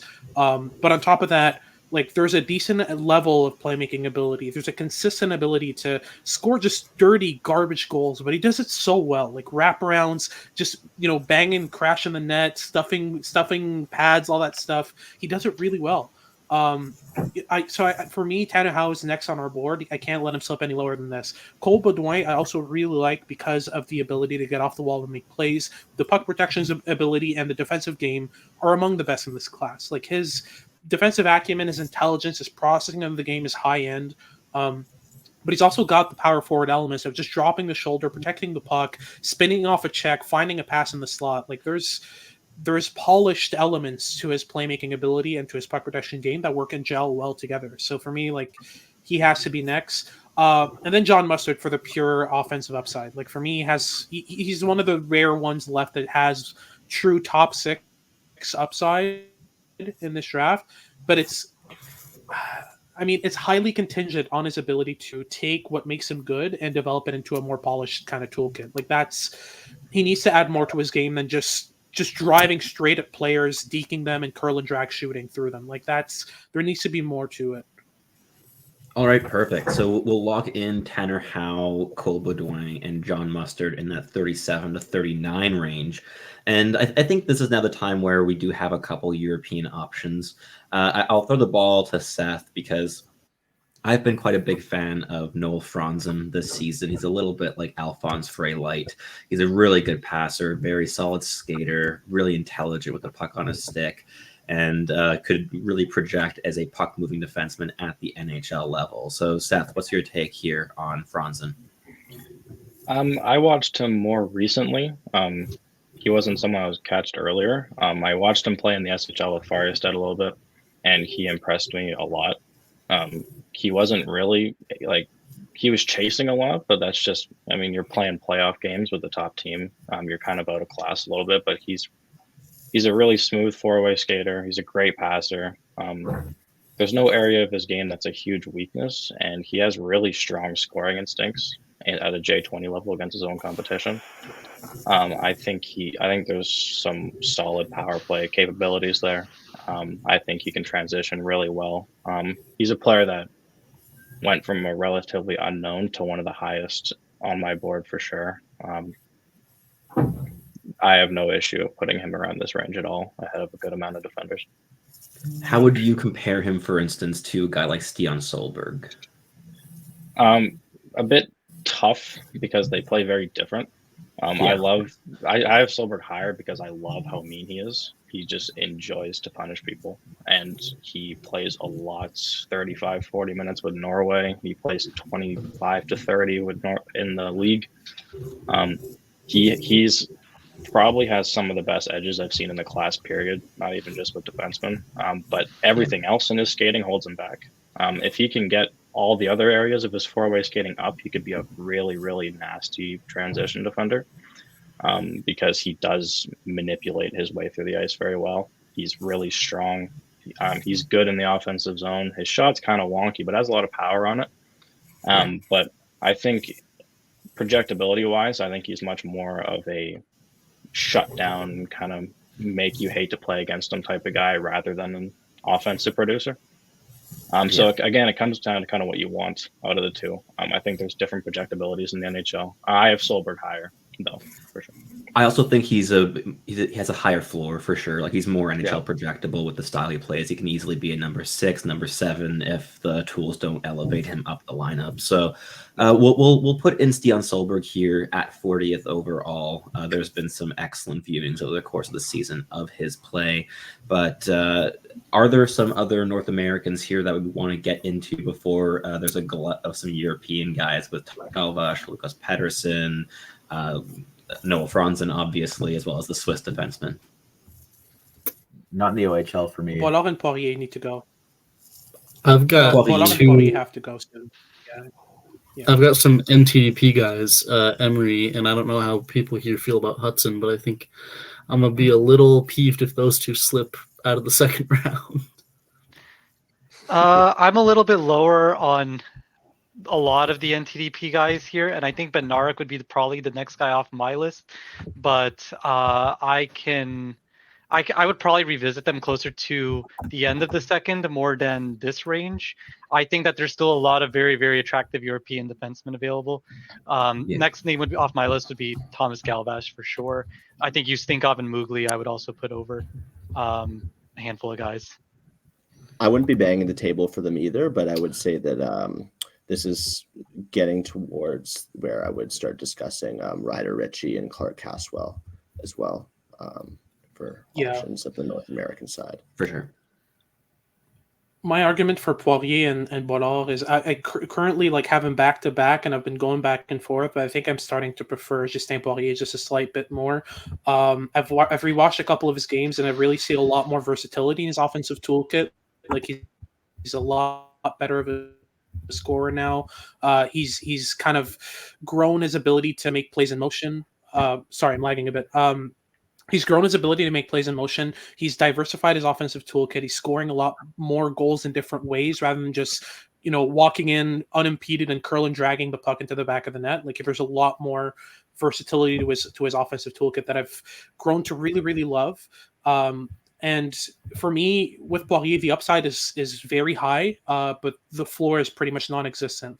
He's a very violent player as well. On the forecheck, he will drive you into the wall, into the boards, into the he's the type of player who's just going to punish you on every presence in the offensive zone. With Boilard, what makes him so interesting is I see a certain bottom six NHLer. That's so clear and certain with him. The intelligence, the face-off ability, he's going to make a contender very happy. The other guys in this list, the next ones I'd have would probably be Tomas Galvash and Ryder Ritchie and Lucas Pettersson. I'd say Pettersson I'd let slip a bit more. The games I've watched have been kind of But I think this is when you start talking as well about Luke Osborne and Leo Salin Villeneuve are probably the next two after that off my board. But yeah. Luke Osborne, I'm a big fan of as well. I would have him in the same range here as Tomas Galvas and Noah Franzen, who would be my next two European defensemen off the board. I would really like to get those two names in here in the top 45.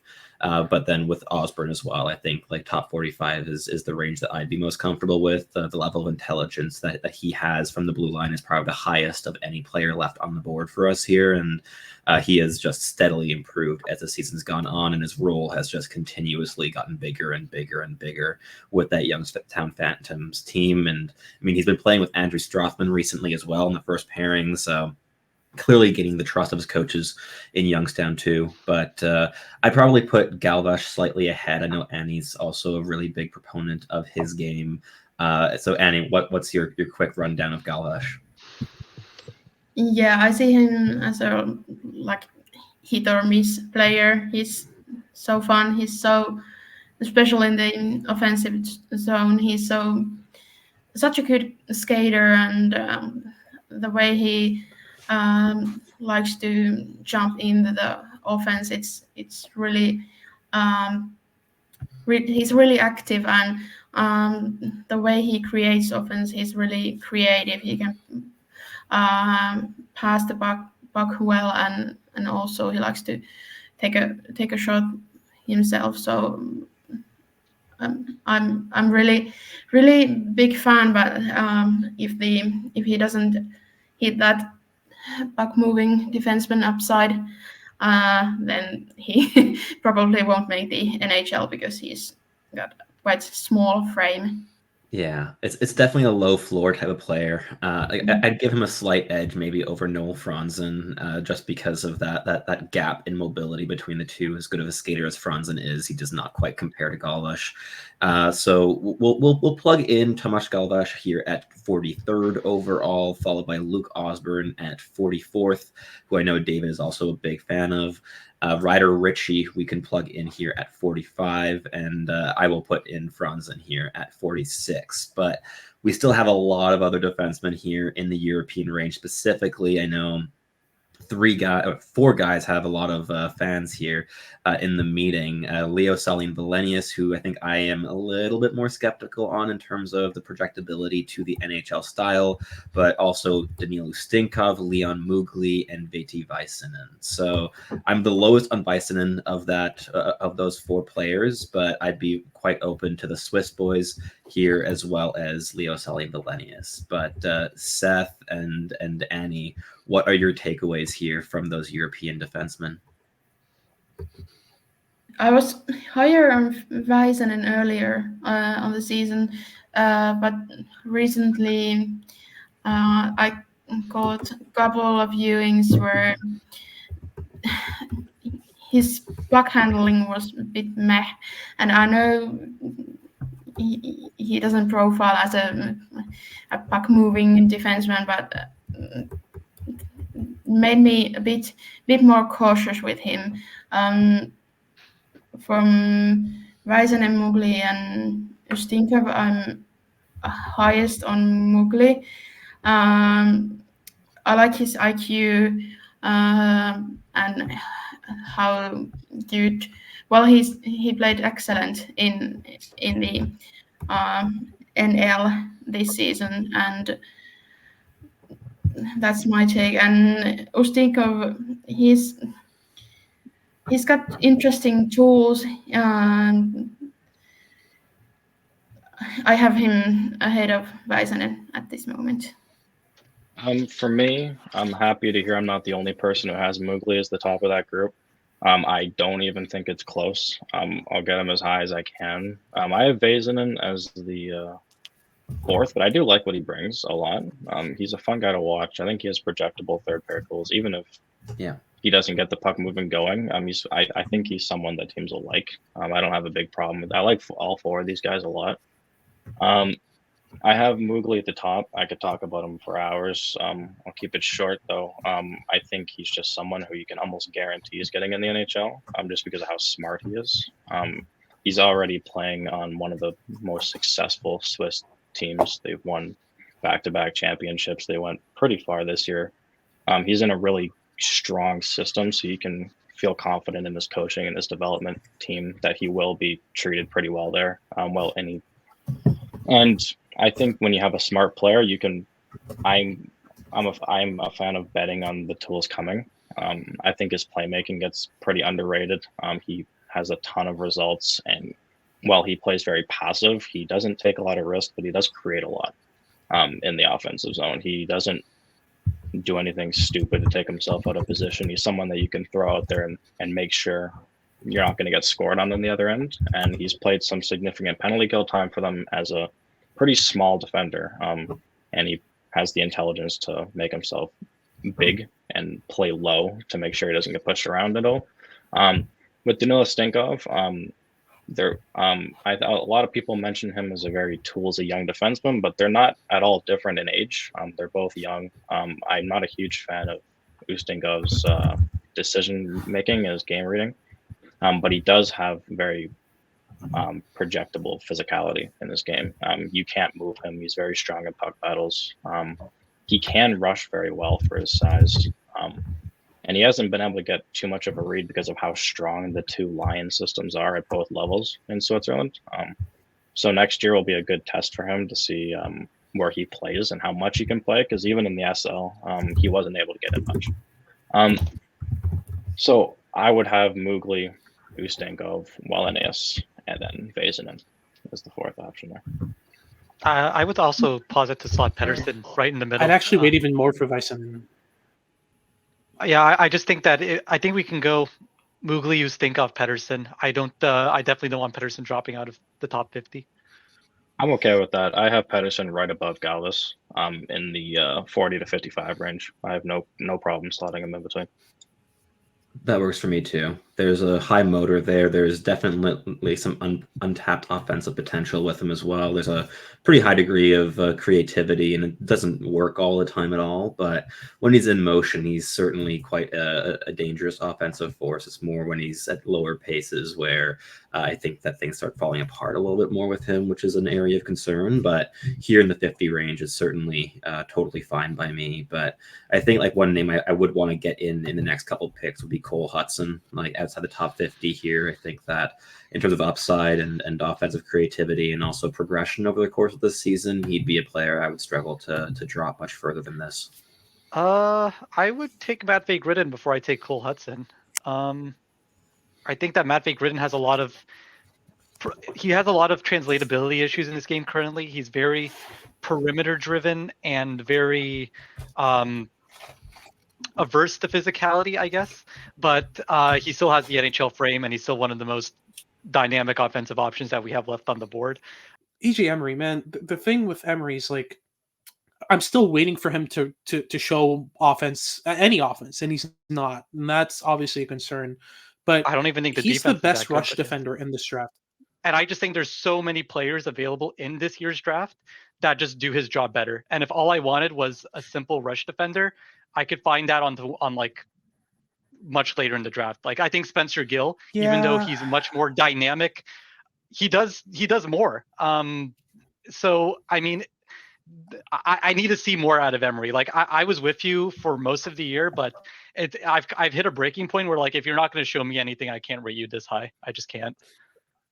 I agree. I just don't think we can count out, like, specialists do make the NHL. They don't make it in a high capacity, but they do make the NHL. There's a lot to like in Emery's profile. There's, I mean, I don't doubt he'll be an NHL player, but I don't think he'll be very high up in a lineup. He'll be like a 5 or a 6, maybe a def guy. He's like, not an upside swing for sure, but he's about as safe as you can get at this point in the draft. I saw Emery live once against NCAA comp, and I was really impressed with his game. I think he used his frame and his size well against a pretty good Cornell team. Hudson I saw that didn't game have too. a spectacular game, but Emery, I thought, looked quite ready in that sense. I think he could probably hold his own quite well in the NCAA next year. We do have Caswell slotted in at 51, but yes, like he is such a skilled and fun offensive force, right? But yeah, so we have him there ahead of Cole Hudson. But I would say that I think like the next two players here on the North American side would be Maxim Mossi and Julius Miettinen. And for the European side, the next guy up is probably going to be Simon Zetter. I forgot to bring this gentleman up to and posit in lieu of Emery. But Adam Kleber has really won me over this year. I was very low on him at the start, very bullish on his skating and his speed, but he's really made me a champion of his. I don't know if he goes in this range, but I would definitely have him over Emery. But I'm comfortable with the conversation to be had about Terrence Smith over AJ Emery. I'm comfortable with the conversation about obviously Simon Zetter over Emery. And I think Zetter, this is a great spot for Zetter. I think we should slot in soon, if not right now. I like Zetter a lot. He's a tremendous net front presence. He times his routes really well in transition. He gets to the danger areas. He's really effective defensively. He's an easily projectable bottom six defensive center. He can win faceoffs. He can win puck battles. He's quite physically mature already, and his decision making has been relatively consistent over the course of the year. He lacks high end flash and skill, but you're not drafting him to be your top six play driver. So this is certainly the range that I could see him going in. But I know David's a really big fan of Kamil Bednarik. He'd be coming up soon as well, I think, in this back half of the second round. But I'd put in Simon Zetter here at 55, and the discussion opens up a little bit, of course. But on the European side of things, the only other players that I still want to get in the second round, apart from Simon Zetter, would be Yegor Surin and Linus Eriksson. I think apart from that, we can go pretty heavy on the North American side. Yeah, I would really like to get Adam Kleber in the second round, even if it's like 64. I really want him there. Okay, I'm down with. I'd be very interested in adding Ben Danford here at 60th after EJ Emery. That'll probably be my next guy. Outside of that, I mean, Sam O'Reilly for me personally is probably a third rounder. Yegor Surin could probably be next. Then we can talk about Max Plant and Adam Kleber. Which one of the two do you prefer, David, between Plant and Kleber? Kleber. Also, Adam Yeko. Okay, I think shouldn't go too much further. If we're talking about WHL guys, though, I'm much more partial to Ollie Josephson than I am to Adam Yeko. I think, which might be a little bit of a leap. I respect it. Yeah, with Josephson, I think he's just it's definitely more of you're banking on the tools, because the production didn't come at a very high rate this year, but it's great transition guy, good transporter, strong playmaker. And with Yeko, it's just I know he's so big, but I just don't think a lot of the things that you would want from a big guy he really has in spades. Like, he's not a particularly strong defender, and his skill game is not amazing, and I just would not want to waste a second round pick on a guy who's just big.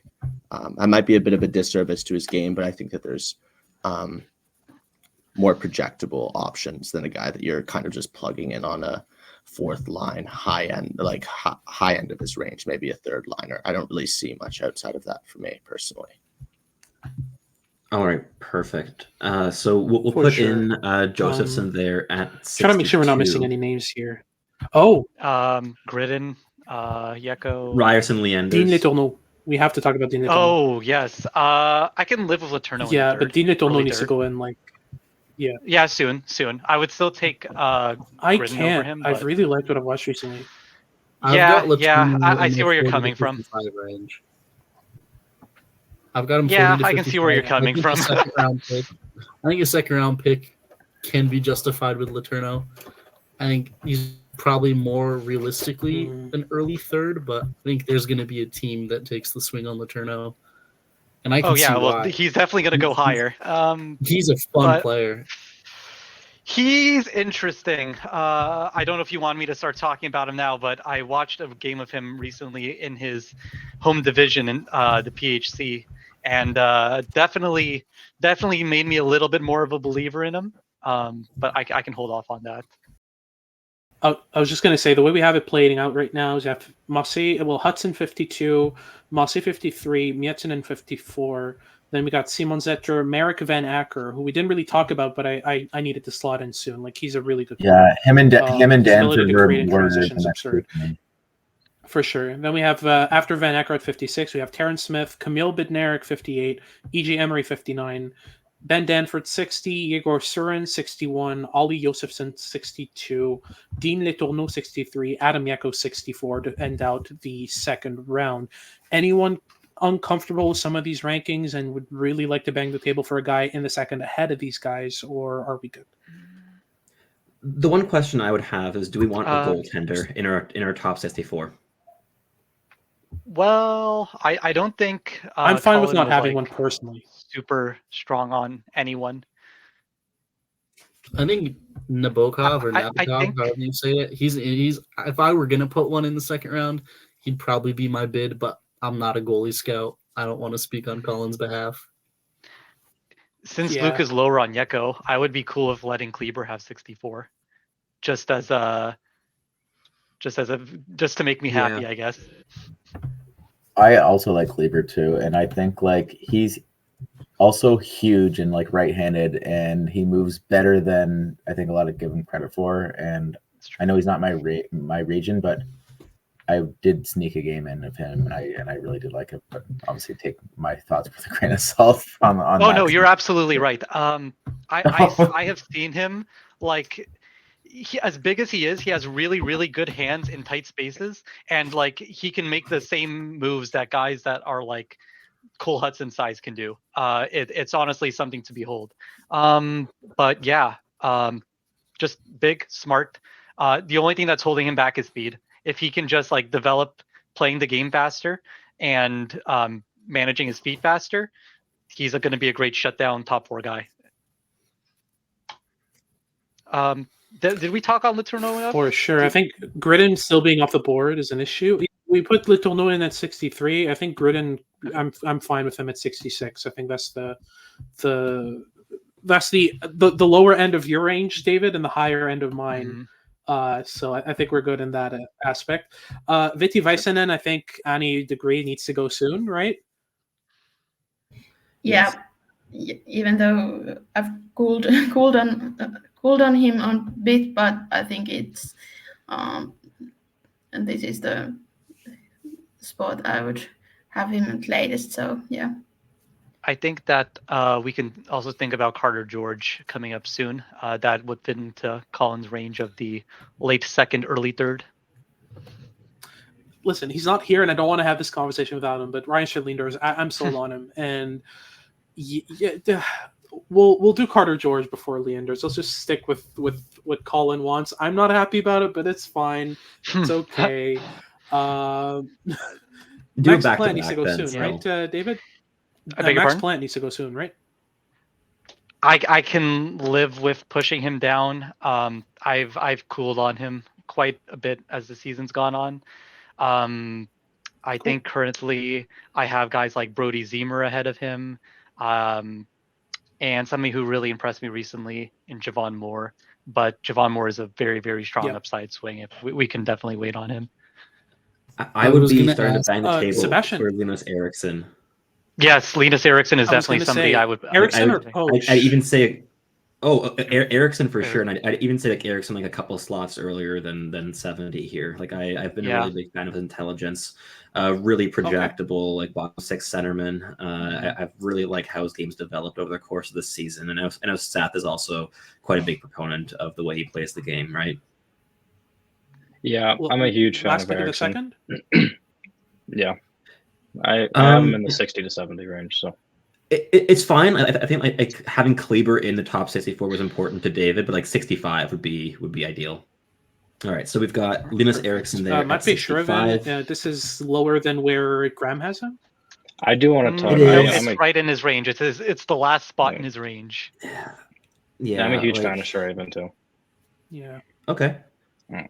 Like he's I didn't a wanna really speak on his intelligent transition defender. He always has his stick in the right passing lane, but his on-puck game is rough, to say the least. Like consistently deer in the headlights. Whenever he's pressured, he just panics and throws a puck away. He doesn't really have handling to solve problems, and I think that he's quite limited as a transition driver from the blue line as well as offensively. But you'd be drafting him to be like an intelligent bottom pairing defensive defenseman, in my opinion, with maybe some borderline number 4 upside if a lot of the puck skills can take some steps in the coming seasons. But he's been playing some really good defensive hockey at the KHL level as a draft eligible, which is certainly worth a top 75 swing. Yeah. Maybe Tobias Heinonen. Heinonen, yeah. Annie's a big fan, right? Yeah, I was really impressed. But he didn't get much playing time in the playoffs. But when he was on ice, he was really effective, in my opinion. And I like his motor and skating, and there's also some playmaking upside with him. So I'm quite high on him.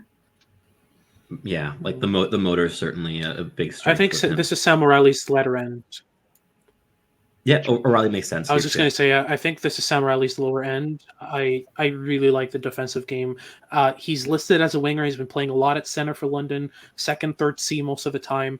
And he's been just so impressive to me in his ability to consistently just leverage his intelligence to just shut down opponents like nobody's business. He's a penalty killer through and through. I've called him a slower Owen Beck. I think he has higher defensive upside than Owen Beck.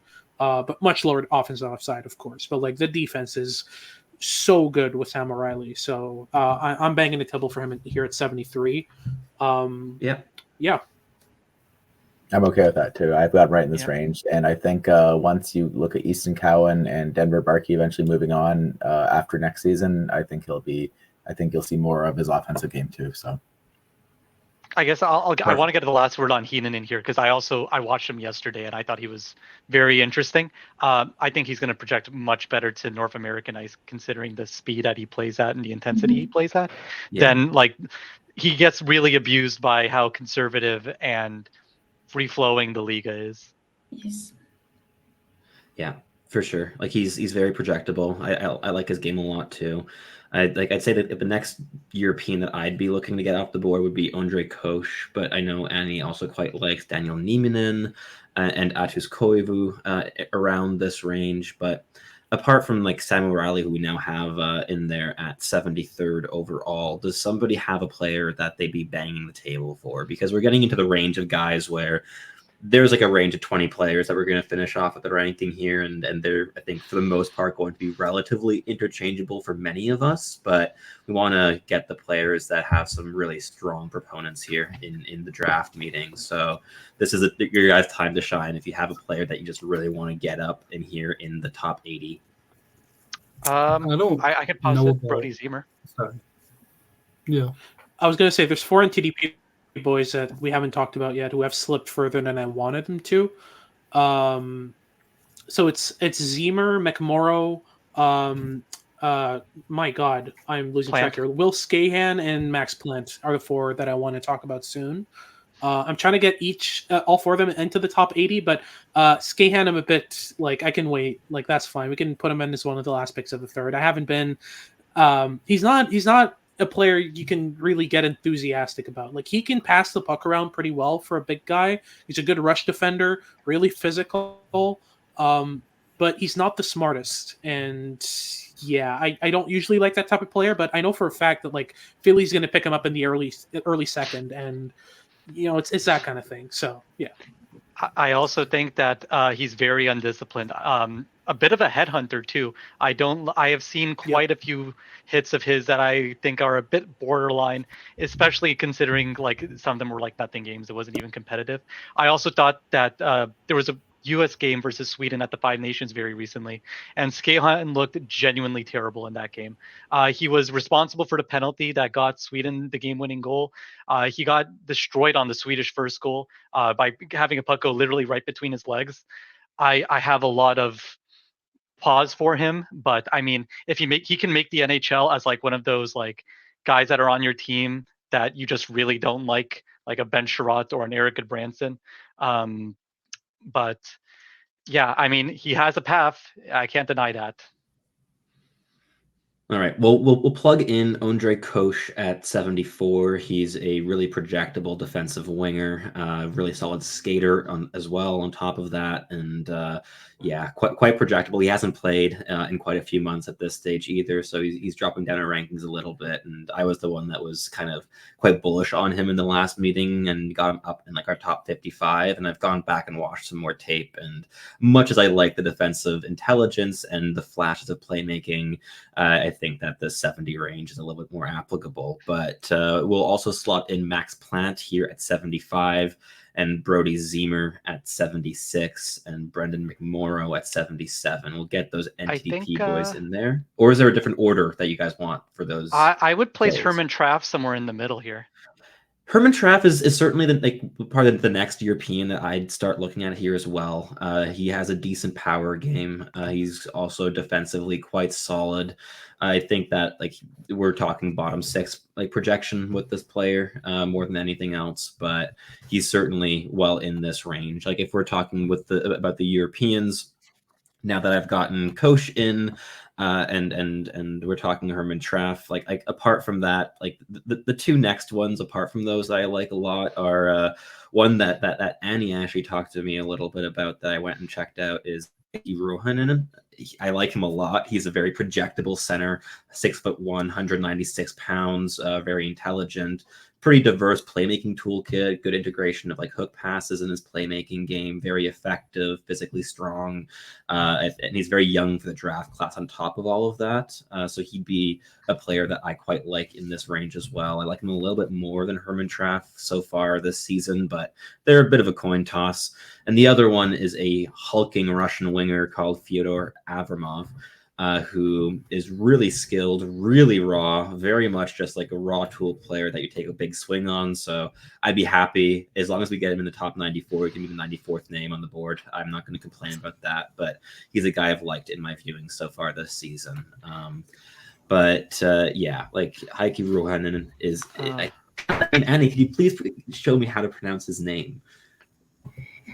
Heikki Ruohonen. Thank you. I like him a lot, and I think he would be one of the next Europeans here on the board for me. For the WHL, I still have a couple guys, maybe a few guys that I would like to get in. I think Mercick is the first guy that I find really interesting. He is a very similar player to Basha in a lot of ways. He's a phenomenal transition player, very good skater.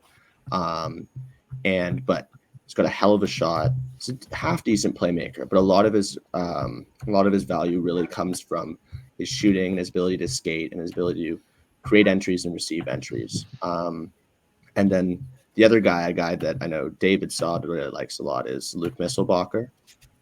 He's an interesting guy. He's played well during the playoffs. I'm not sure, he's probably on the lower end of this third round as well, but he's a guy I like. And then a guy that another Swift Current guy that I think I've been kind of sticking my neck out for a little bit here is that I really like Josh Fluker. I think he's been a really interesting player. There's not really much offense to his game at all, but he's a solid puck mover from the back end and is a very surprisingly adept defender for a player his size. I would be perfectly okay with leaving him out, but I think he's an interesting name to consider later in this round for sure. Yeah, but with McMorrow, it's just the hand-eye is amazing. The defensive ability is great. I see more offensive upside with him than other, for sure. definitely than Herman Traff. Definitely for me, the upside is very interesting with McMorrow. He could become a really good playmaking center, but a lot needs to work. But he's got a fallback game. That's what makes him so secure for me. Is that at the very least, I see a bottom line kind of do it all center who can play defense, who can whip the puck around, do some good work with that. But I also see borderline second pair upside. The hand eye is ridiculous, especially as a net front presence, especially as a tipper down low, the kind of guy who's going to collect rebounds down low after shots from the point. There's a lot to love there. Yeah, my thoughts exactly. He's one of the apart from best that, off puck players. We're getting into. Yeah, no, it's great. Other than that, Lucas Fisher, I think, needs to go soon. Yeah, Fisher or Javon Moore is a question for me right now. I think if you want Javon Moore. David, have you seen any of his USHL tape? From last year, very little. I mean, he didn't play a lot. If I recall correctly, but it was okay. I mean, it was his D-1, and it kind of plays into what he is this year. Javon Moore is a player who's at his best when he's the best player on the ice. I know that's kind of self-fulfilling, but he has this ability to just like boom out of in transition. Like He's he has dominant. explosive skating. He's dominant. My only issue is how high his ceiling really is. I have got to see him at his best because he's in Minnetonka in the U.S. high school circuit. But when he has to go up against tougher competition and when that limit of his skill set is tested, I'm not sure where he has yet. He's a very uncertain gamble to make. I think that he has a lot of opportunity in Michigan coming next year, though. So, I mean, this is kind of like a really good buy low option for a team that's like, hey, he's doing a lot of good things right now, and he's going to get chances in a big time school, see where it goes. But yeah, this is already like close to the right range for me. Pridham is another one that 41, I think yeah. we should consider for sure. Absolutely. I have both of them in the same range. I think I have Javon Moore just a little higher than Pridham. Moore just brings more explosiveness, which is why I would have him agree. there. But Pridham is just like such a. I can't believe that there is this much of an NHL translatable player in the BCHL. He just does a lot of the right things. Very, very mature game. No like super dynamic tools, but he plays the game the right way, and he's just so, I don't know, mature for his age. He's one of the older players in this draft, if I recall correctly, too, which kind of plays into that a little.